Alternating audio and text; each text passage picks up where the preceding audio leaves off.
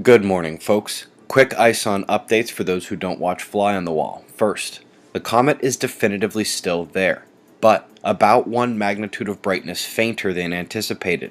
This conclusion is preliminary and the ISON data should start pouring in now that we have visibility. The Sumatra buoy kept deviating most of yesterday, but is taking a few hours off now. China coastline taking one tropical storm today, while another one gets ready to curl up and hit just south of Shanghai. Here's the Atlantic and Gulf development.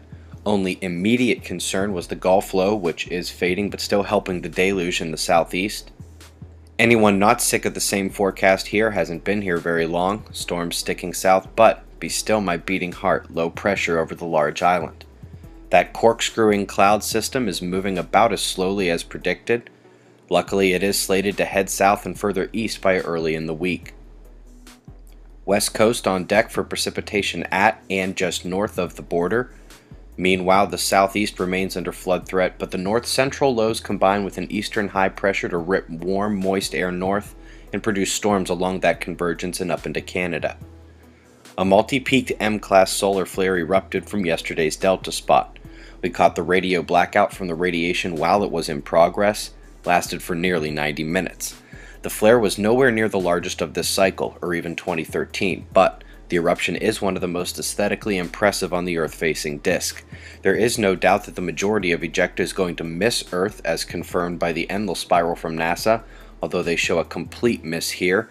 That wouldn't be terrible given that the particles were detected well in excess of 1,000 kilometers per second leaving the Sun. As Mercury enters the LASCO C3 from the top right here, you should see a true halo eruption, so I'll have to disagree with NASA's endless spiral and say a glancing blow is nearly certain.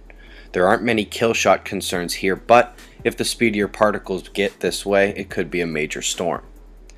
1824 in the middle is growing, but our focus is left and right this morning.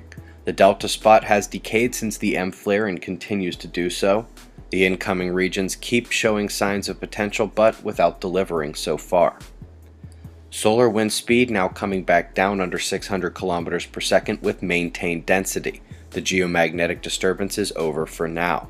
Primary connectivity to the Sun is just north of that eruption we had, protons already rising ahead of the CME arrival. Meanwhile, 9 of 10 subconnectivity points are in the red northern coronal hole leaving the Earth-facing position. The next one is trans-equatorial and basically on our doorstep. Combine this with the end to a drought in significant planetary geometry and our quake watch remains around a 7 or 8. We did have a volcano erupt on the Kamchatka Peninsula in Russia yesterday. Top area of concern is the northern Pacific with a lot of Aleutian rumbling as well. Took a 6.1 in the South Indian Ocean yesterday. Eyes open. No fear, it's 6:20 a.m. Eastern Time and that's the news. Be safe, everyone.